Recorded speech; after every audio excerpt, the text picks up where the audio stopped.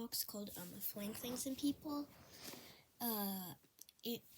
So if you know that game, you obviously know that there's this thing called like chicken leg emoji or Mr. Chicken, whatever it's called.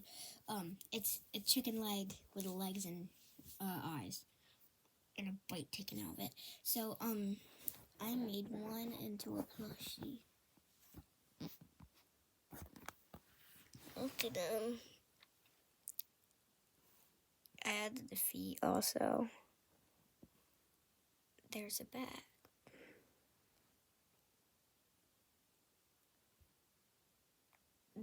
Yeah. Now let's see if I could throw it like they do in the real game.